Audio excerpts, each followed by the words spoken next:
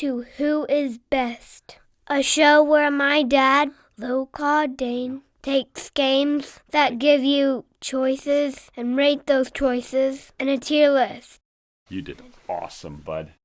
And if you like objective tier lists of video games, go ahead and hit that subscribe button and the bell for notifications. Today, we are analyzing the remake of a Japanese exclusive classic from the SNES era, Seiken Densetsu 3, or Trials of Mana. The remake was a faithful adaptation of the original game with some new features, as well as a revamped battle system. Trials of Mana has a progressive job system where you can choose either a light or dark path for your character. This will determine what class they are. There are 4 levels of classes a character can go through. We'll be inspecting level 3 as it is the most influential level. Level 4 classes are obtained in the post-game and are heavily influenced by level 3, so it only makes sense to rate these classes. Another note about this game, you have 6 characters you can choose from at the beginning of the game. You must choose 3, and this choice is locked in for your entire playthrough, so party composition is incredibly important.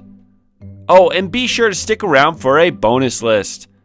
Anyway, with all that out of the way, let's see which level 3 class is best in Trials of Mana. We'll start with the tier. Hawkeye's Nomad is easily the worst class in the game. The Nomad is a complete gimmick. It gains, let's call them quirky spells. Want to increase HP temporarily? Want to cancel out damage once? Want only a single damaging spell that has an affinity to wood? Oh, you don't? Oh, okay. It's too bad since the idea of this class is kind of interesting, but in practice, there's probably no worse choice to make in Trials of Mana when it comes to classes.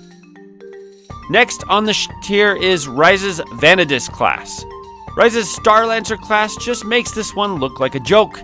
As a support class, the Vanadis can only perform single party stat buffs and its aura ups attack damage by 7%, if their HP is above 50%. In contrast, Starlancer just gives a straight up 7% attack buff, no questions asked.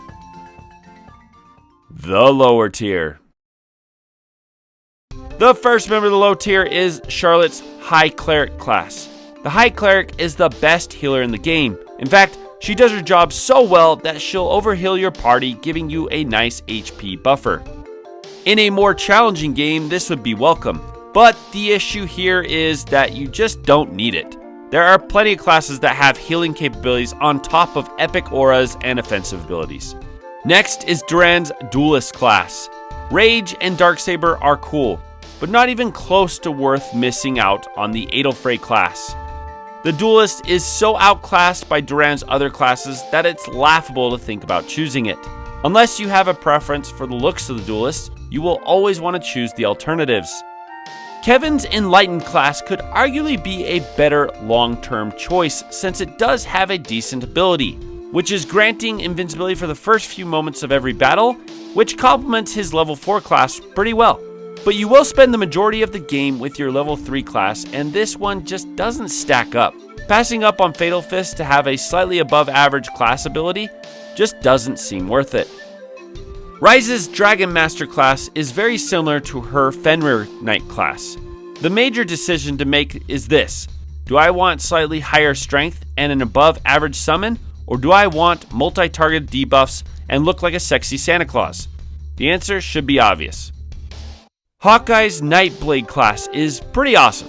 It's a status ailment and insta-kill beast that is complemented well with insanely fast and multi-hitting combos.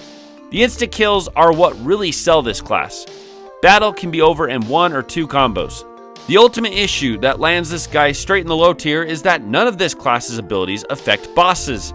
It's a major issue since those will be the truly challenging parts of Trials of Mana.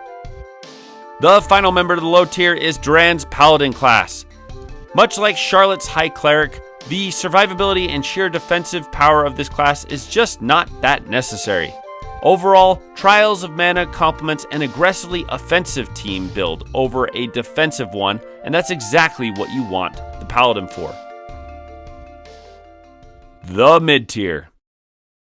First on the mid tier is Reisz's Fenrir Knight class. Like I said, with this class you get everything the Dragon Master class gets, plus a pretty awesome multi-target debuff.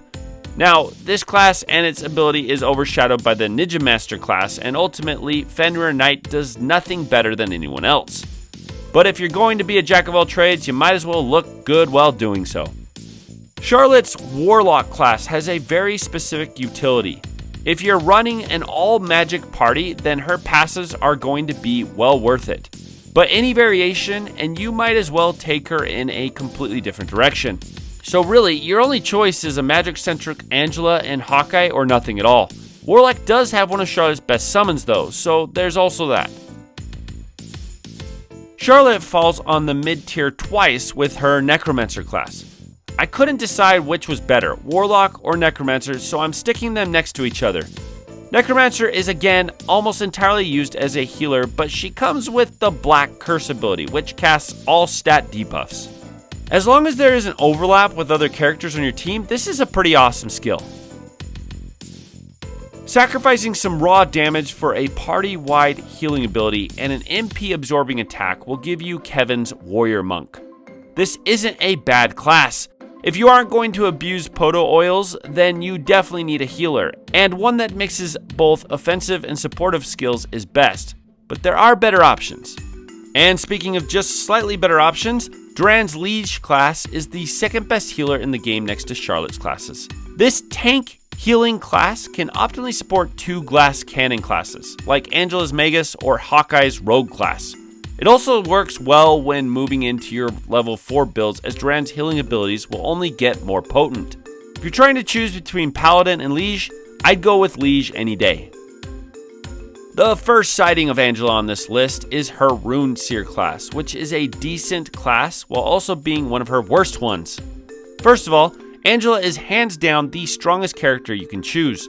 Her Rune Seer class has some great spells, but runs into a huge wall when it comes to MP management. Also, the crit and magic damage bonuses present in other classes hampers her Rune Seer as well. Overall, for an optimal Angela, choose any of the other level 3 classes. Kevin's Divine Fist is a nifty class that sacrifices some attack power for supportive abilities. He has a single target healing spell and ability to generate CS faster than any of his other classes. For early to mid game, this class is a great pick.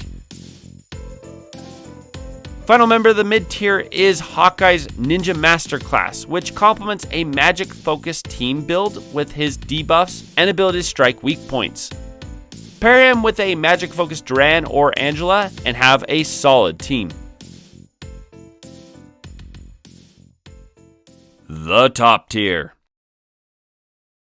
Fatal Fist Kevin has a single purpose: to hit hard and keep hitting hard. There is no utility here.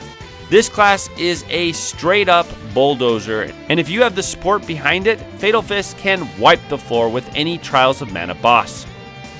Sage Charlotte is the best class for Charlotte hands down. In fact, there's just no comparison. Lucent Beam Plus has so much usefulness alongside her attack and support abilities that she's an easy replacement for a character like Duran or Reisz.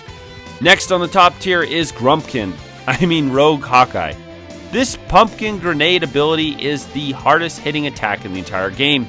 In the end game, Grumpkin can instant KO any enemy without high defense, and pretty much obliterate bosses if you can watch his MP consumption.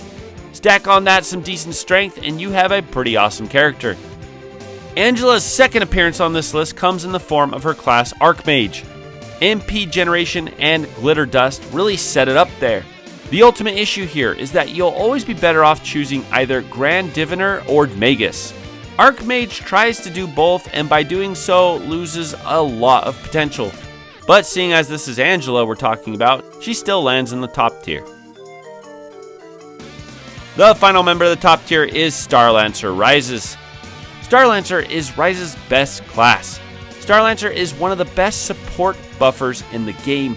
She falls a little short in damage output, but if pitted with 2 DPSs, she is more than capable of supporting them, thus increasing their potency.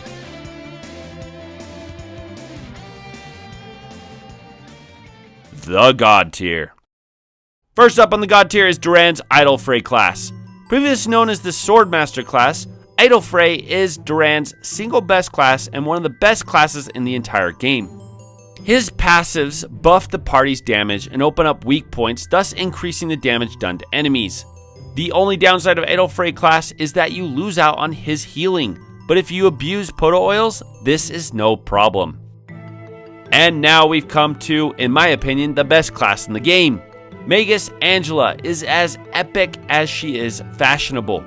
Ancient Curse alone would put her in the top tier, with its insane damage and massive range. Wound magic helps keep her level 2 spells viable during chain casting, and as long as you keep on top of her HP to mitigate the consequence of the passive, enemies will simply disintegrate in front of her. And the final class on this list, and possible best class in the game, is Angela's Grand Diviner. Grand Diviner is superior in MP regeneration and chain casting compared to the Magus class. Although Ancient Curse is epic in skill, it takes a really long time to cast, while Grand Diviner can break out nearly the same amount of damage in a shorter amount of time. The ultimate conclusion is that Grand Diviner isn't as strong as Magus, but doesn't require as much support as Magus either. Either way, both classes are God tier, no questions asked. And that's my list. I hope you enjoyed it. Like I said, if you like objective tier lists, then like, share, and subscribe, and we'll see you on the next list. Bonus round. Top 10 best dressed warriors. Number 10, Charlotte's Chaos Bringer. Number 9, Duran's Paladin. Number 8, Angela's Spellbinder. Number 7, Kevin's Enlightened. Number 6, Hawkeye's Ninja Master. Number 5, Kevin's Annihilator. Number 4, Reisz's Brynhildr. Number 3, Duran's Berserker. Number 2, Reisz's Fenrir Knight. And number 1, Angela's Magus class.